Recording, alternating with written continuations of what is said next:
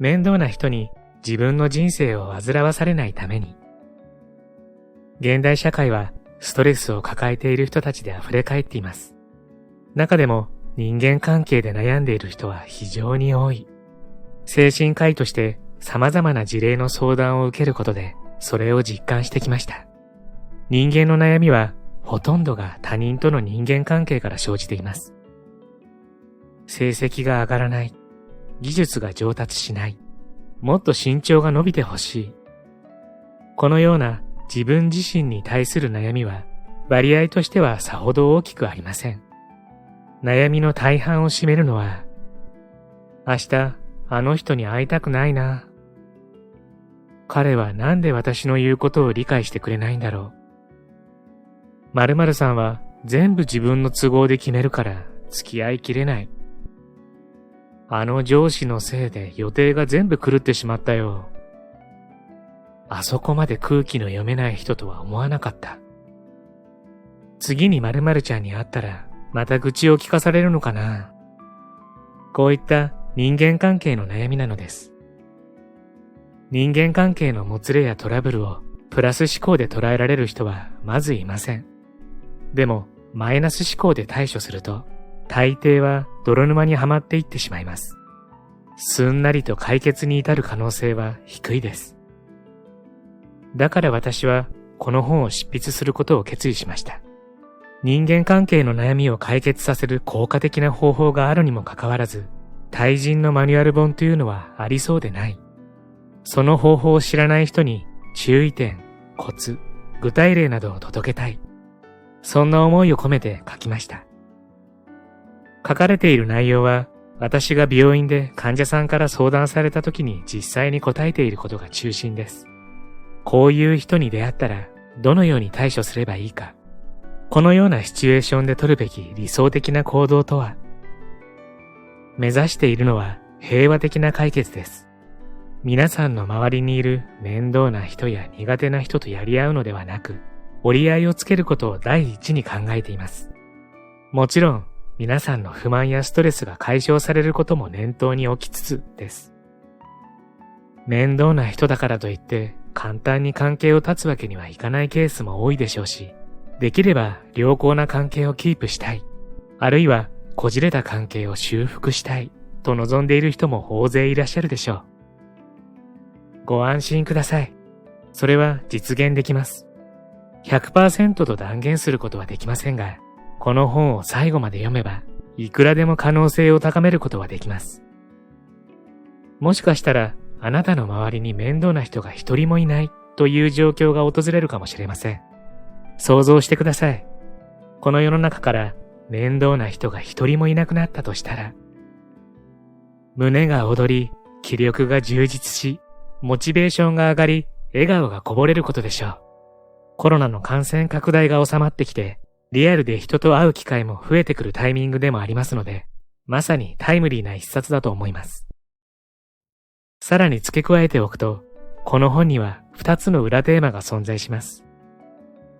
この本をフル活用することにより、あなたも相手も周囲の人たちも誰もが幸せになれることを祈っています。こんにちは。ハピケンことハッピー研究所の翔です。今回は、もし世の中から面倒な人が一人もいなくなったとしたら、面倒な人、苦手な人のトリセツという本をご紹介したいと思います。最初に質問です。皆さんの中で今、何らかのストレスを抱えられている方、いらっしゃいますか？確かに、そりゃ誰でも大なり小なりストレスを抱えているもんですよね。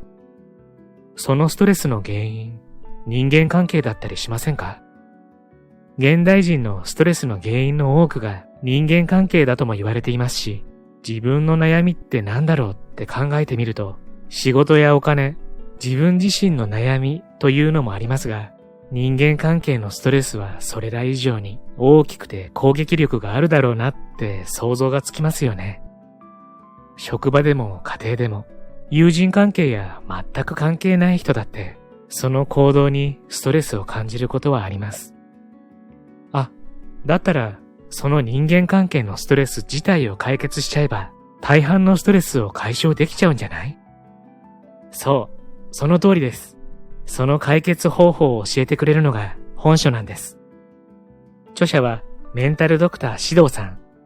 精神科専門医、医学博士である獅童さんは、精神科医として働く中で、世間の精神疾患に対する偏見や誤解の解消、精神科への早期受診の必要性を実感し、SNS で精神科の情報発信を始めます。そんな彼が自分にとって面倒な人、苦手な人、嫌いな人と上手に付き合って人間関係のストレスを解決する方法を教えてくれているのが本書なんです。そんな本書の雰囲気をご紹介したいと思いますので、ぜひ最後までご覧になってくださいね。そして今回も幸せのチャーム探しがございます。この金色のカエルのチャームを動画のどこかにいくつか置いておきましたので、見つけてみてくださいね。見つけたら小さな幸せゲットです。果たして何個あるのでしょうか？全部でいくつあるのかは動画の最後にお伝えしますね。それでは続きをどうぞ。ハッピー研究所では幸せになるためのいろいろなノウハウをご紹介しています。よろしければ高評価、チャンネル登録していただけると嬉しいです。まず、人はなぜめんどくさいという感情を抱くのかについて考えていきましょう。そのメカニズムを知れば、自分で自分をコントロールできるようになります。相手がこちらのめんどくさいスイッチを押してくるから、嫌悪や焦燥といったマイナスの感情が生まれてしまう。ならば、そのスイッチを押させない対策、押された時に感情をセーブする対策をあらかじめ講じておけば OK。そういう理屈です。相手の性格、考え方、行動パターンを変えることはなかなかできません。でも、自分を変えることならできます。しっかり対策を立てることができていれば、同じ行為をされたとしても、許すことができたり、認めることもできたり、場合によっては相手の長所に気づくことさえもできます。これを目指しましょう。こちらの気持ちの持ち方次第で状況は大きく変わっていきます。理由がわかれば少しは納得できるところが出てくるかもしれないし、それに対処するための道筋も見えてくるというわけです。相手の心理にフォーカスするのではなく、その相手をめんどくさいと思っている自分の心理にフォーカスすることが問題解決に向けたファーストステップとなります。では、人はどんな時にマイナスの感情が生まれるのか、相手のことを面倒な人だなと思うのか、ストレスに感じるのか。それは自分が望んでいないことや予期していないことが起こった時です。望んでいることや予期していたこととの乖離幅が大きくなれば大きくなるほど、イライラ、ムカムカ、モヤモヤの度合いは高まります。そしてそれが大きなストレスを生じさせる要因になります。ストレスの語源はストレッチと同じで、本来あるものが曲げられたり、負荷がかけられたりしている状態を意味します。この状態が続くと、心身ともに不調をきたすことは容易に想像できるでしょう。そしてこの自分が望んでいないことや予期していないことが起こった時を具体的にパターン化すると、大きく次の3つに分けることができます。1、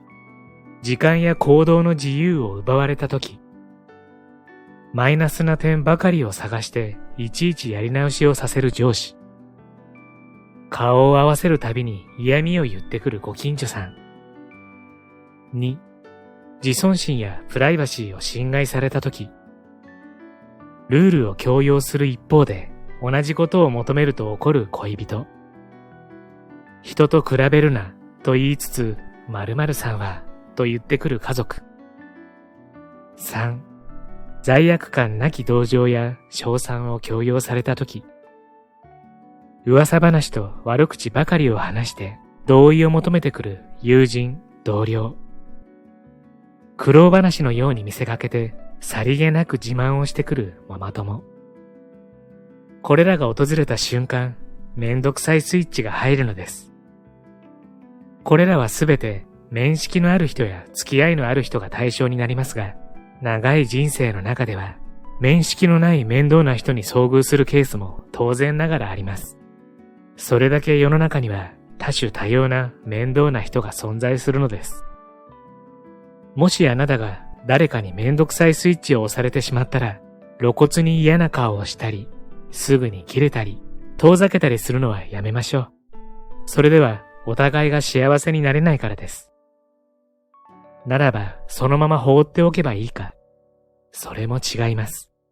放っておいたら相手は何も変わらず、また同じことをされる可能性が高いからです。面倒な人にしっかりと向き合い、対処していくことが重要。理想的なのは肯定的、良好な関係に導くこと。これが唯一無二のベストアンサーであることは論を待ちません。めんどくさいという負の感情をゼロにはできなくても、軽減するだけで大きな意味があります。さあ、いよいよここからが本題です。実際に面倒な人対策を講じていきましょう。問題の解決方法は一つではありませんし、面倒な人のキャラクターや面倒な度合いによって要する労力は変わってきますが、私はどんなケースでもできるだけ理想的な決着へ導くべく、段階的に対処していくことを推奨しています。それが本書で紹介する面倒な人問題を解決に導く7つのステップです。面倒な人に出会ってしまったら、これを実践してみてください。さらに加えて、面倒な人のキャラクター別の対処法を参考にすれば鬼に金棒。世の中に存在する面倒な人を45のパターンに分類し、そのキャラクターに特化した向き合い方に言及しておりますので、皆さんが頭を抱えている面倒な人と同じキャラ、もしくは近いタイプのキャラを探して、問題をより効果的に解決していきましょう。面倒な人、キャラ別対処法。何でもかんでも脳から入る人、否定大臣。属性、上司、先輩、友人、出没地、会社、居住地近辺、遭遇レベル4、得意技、バカの一つ覚え、注意点、否定に否定で返さない、攻略難易度3。話の内容や置かれている状況に関わらず、年がら年中否定的な発言をする人、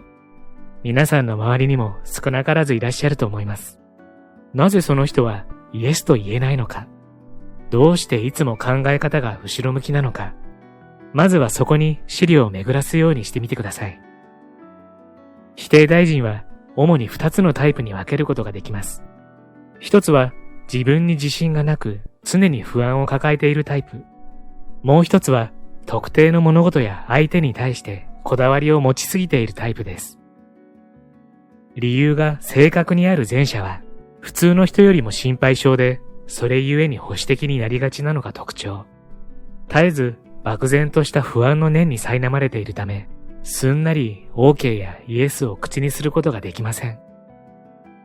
理由が思考にある後者は、自分に正直で感性に忠実な人がなりやすく、何かしらの原因があってマイナスの感情を抱くようになった相手には、絶対に肯定しないと最初から決めつけている可能性が考えられます。まずは、その人が否定大臣になってしまった理由が、性格によるものなのか、それとも思考によるものなのかを判断しましょう。その結果によって対処法が変わってきます。性格による否定大臣に対しては、その人が心配している点や不安に感じる種をできる限り取り除き、安心させてあげることが大切です。いつもノーを突きつけてくる上司がいたら、こういう考えをもとに、こんなプランでやっていくつもりです。だから安心して私に任せてください。というように、相手の安心感が強化されるような言葉をかけるように努めましょう。これは会社関係だけでなく、友人などに対しても同じ。心配性で自分に自信のない人は何が正解かを確信できないため、物事の全体像がぼやけてはっきりと見えず、脊髄反射的にノーと言ってしまっているだけなのかもしれません。あなたがそう感じたら、できるだけ具体的な説明を丁寧にしてあげてください。思考による否定大臣は、自分に明確な好みや確固たる信念があった上でノーを言うタイプですので、少々厄介。内容ではなく、個人に対して否定的になっていることが想定され、あなたがその対象である場合は、話題を変えても、相手に歩み寄る努力をしても、イエスに転じる可能性は低いです。状況を変えるために必要なのは、単刀直入に否定する理由を聞いてみること。これにつきます。明確な理由がなければ、言い過ぎたかも、と思って態度を改善してくれるかもしれません。逆に、あなたのことが嫌いだから、とはっきり言われたら、関係性を断ったり、距離を置いたりするいいきっかけになるでしょう。人のことをできるだけ好きになるように努める。面倒な人を愛すべきキャラクター化する。理想的な人間関係を築くため、ひいては面倒な人を世の中からなくすためには、これを意識することが求められます。どんなに面倒な人でも必ずいい部分を持っている。自分にはない優れた持ち味があるかもしれない。そう考えて、長所や取り柄を見つけようとする姿勢で相手に接するのです。そうすれば、それまで見えなかった部分が見えてきて、相手に対する考え方や接し方がおのずと変わってくると思います。特に相手が配偶者、パートナー、ご両親、お子さんといった身内であれば簡単に縁を切れませんので、このスタンスは必須であると言っても過言ではありません。家にいること、家に帰ることが苦痛になってしまったら、心身ともにどんどん不健康になっていくからです。私が過去に診察、治療を行った大学に通う20代の女性 C さんは、こんな悩みを抱えていました。小さい頃に両親が離婚して、シングルマザーとなった母に育てられたのですが、自分のやりたいことをやらせてくれない人で、門限が厳しく、いくつもの塾に通わされ、志望する大学も受けさせてもらえませんでした。大学生になったら縛られずに生活できると思っていたのですが、今でもあらゆる場面で口出しをしてきます。もううんざりです。しかし、詳しく話を聞くと、C さんの思い込みが強すぎるのではと感じられるエピソードばかりが出てきました。門限をはじめ、子供の頃に課せられたルールは、客観的に判断してもそれほど厳しくありません。志望校についても、お母さんが一方的に決定したわけではなく、自分の意見を言う機会がなかったために、勧められた大学をそのまま受験したとのこと。どう考えても、このお母さんは厳格で押し付けがましく、融通の利かないキャラクターではないのです。問題は、親子のコミュニケーション不足にある。そう判断した私は、お母さんからも詳しく話を聞きました。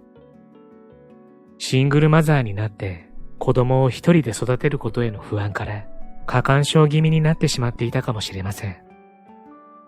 予想通り、我が子を心底思いやり、たっぷりと愛情を注いでいる優しいお母さんでしたので、その思いを C さんに伝え、親子で話し合ってもらいました。すると、C さんは母の気持ちを理解、納得して関係性が改善。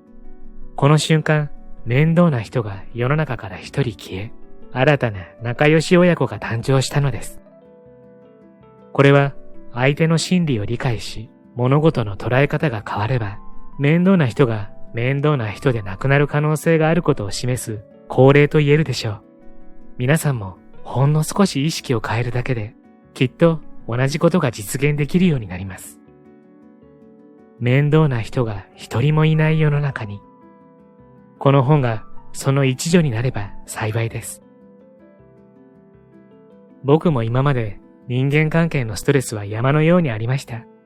特に職場では部下や上司は当然、お客様やパートナーとのコミュニケーションそれぞれに考えさせられること、めんどくさいことはたくさんあります。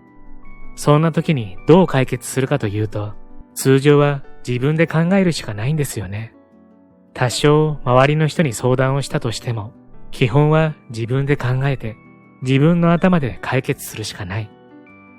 でも、どんなに頭をひねったって、相手がまるで別次元の宇宙人のように何を考えているか、なぜそんなことをするのかわからない状態で、結局自分が我慢するしかなかったり、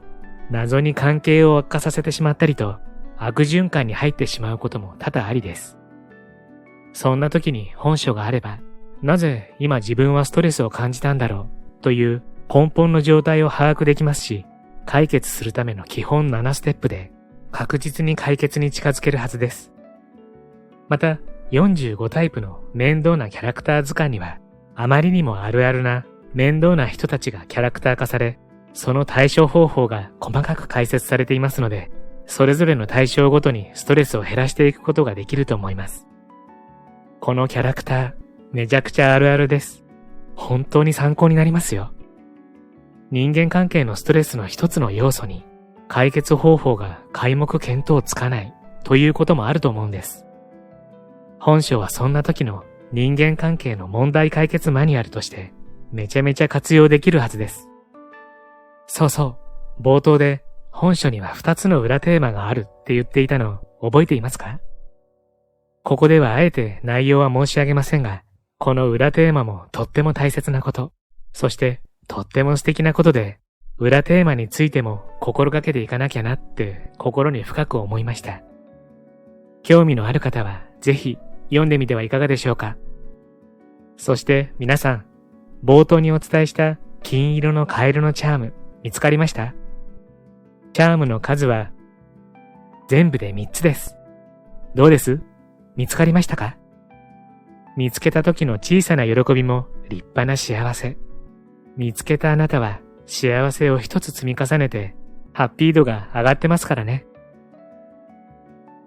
最後までご視聴ありがとうございました。これからも皆様の幸せづくりに役立つ情報をまとめていきたいと思いますので、チャンネル登録や高評価をしていただけるととっても嬉しいです。また次回の動画でお会いしましょう。皆様に幸せが届きますように。